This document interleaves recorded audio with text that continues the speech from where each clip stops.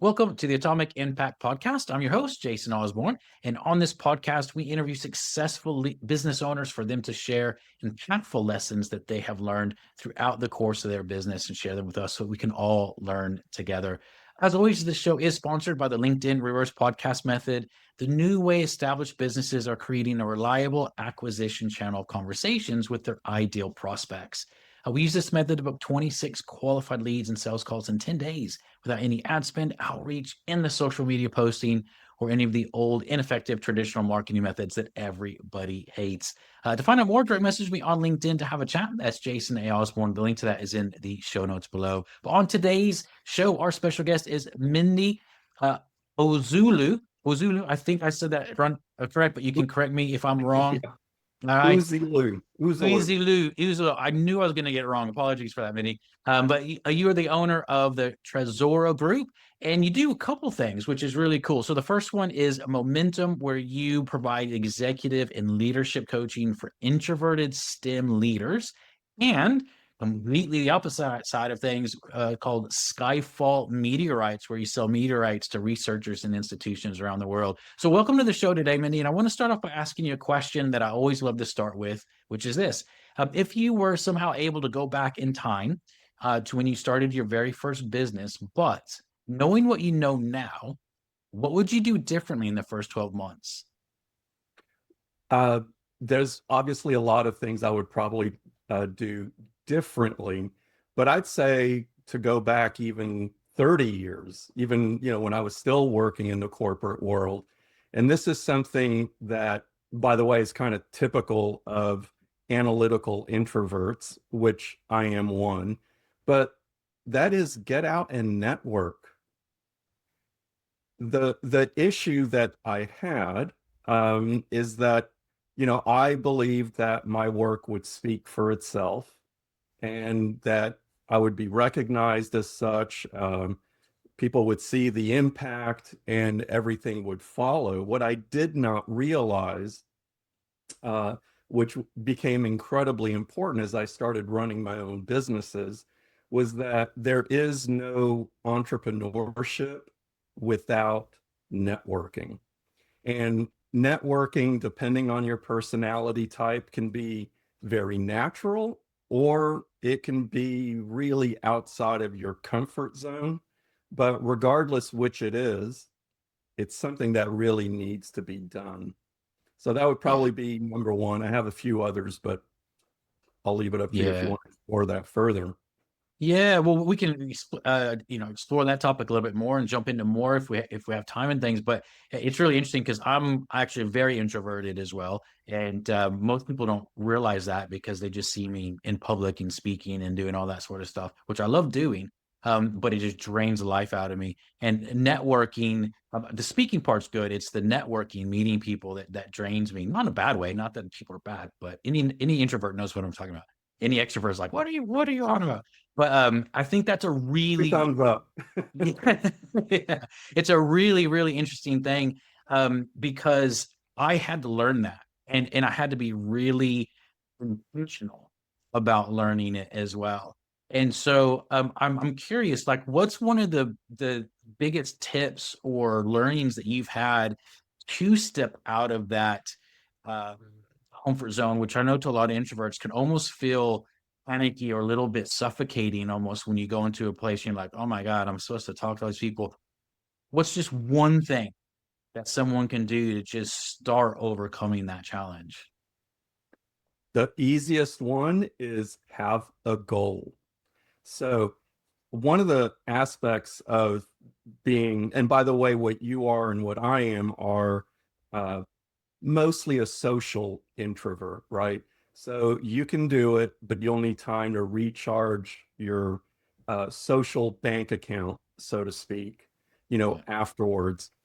But if you go into an environment where you don't have a goal, what you'll tend to do is focus on the negative experience. So for a lot of introverts, there's a asymmetric risk reward ratio where the risks to maybe feeling embarrassed or feeling exhausted or being put on the spot, those risks become so high that the benefits, which could be even better, like higher, that it's asymmetric. All you see is the risk and you fail to see the benefits.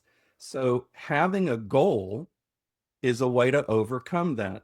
And by the way, in your private life versus your professional life, the goals can be radically different, right? But let's focus on the professional life because that's what you're focused on. And when I started really doing a lot of networking, I didn't have what I'm about to say. It was just gutting it out and just putting myself out there and feeling the discomfort. But, I've come up with ways to kind of overcome that. And one of them is pick a goal.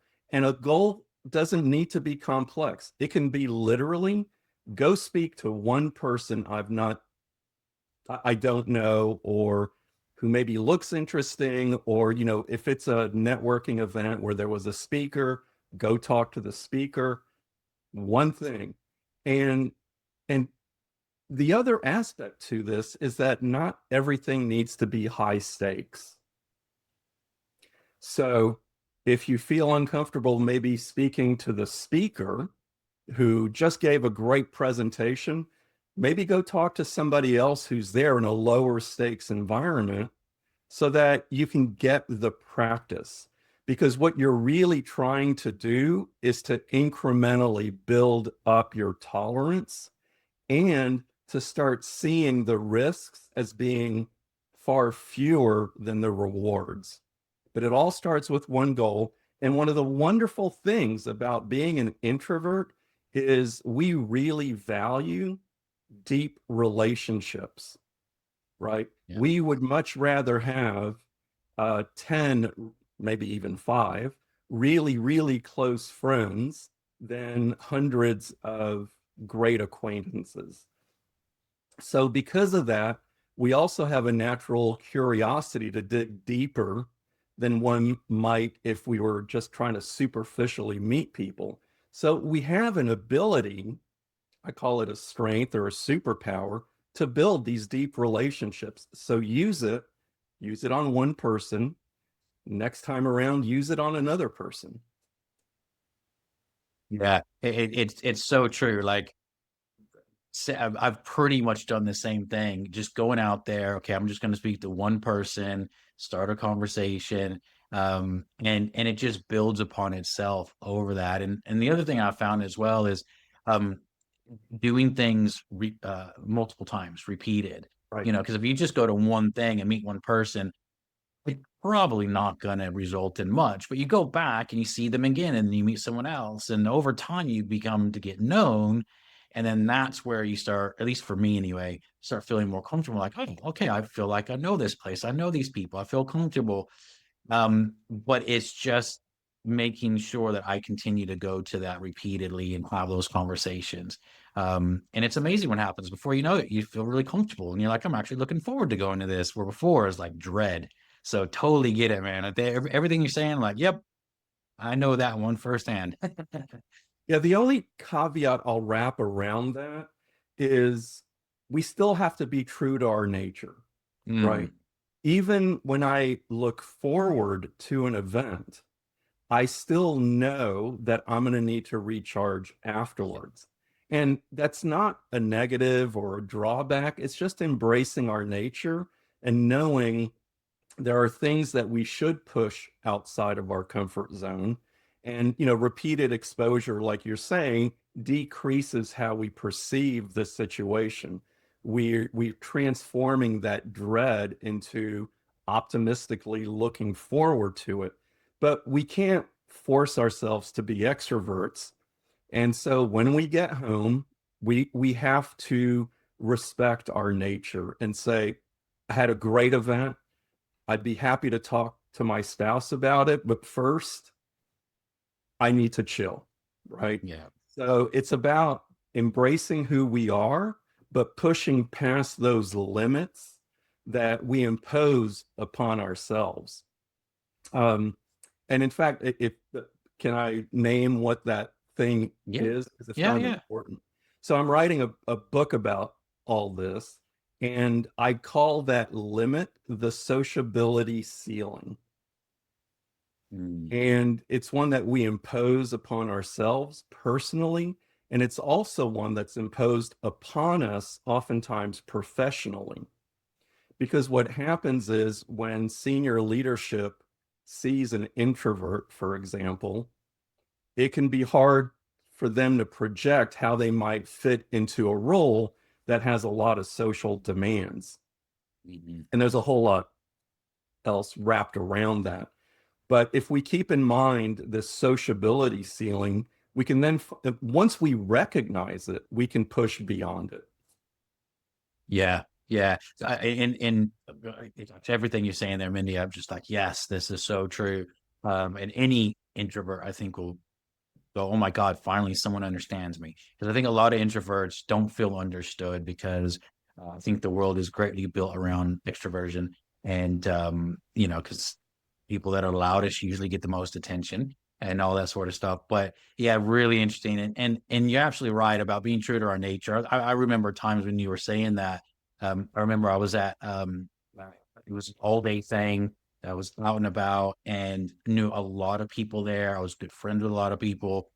It was all day. And at one point in the day, I just went for a walk on my own. I was like, I was just tired. I was exhausted, not with anybody in particular. I just knew I needed to go recharge. So that's what I did. And then I came back, 15-minute walk, totally refreshed, ready to go for the rest of the day. So yeah, recognizing those things and not thinking there's anything strange or odd with you. Cause I think a lot of introverts think that.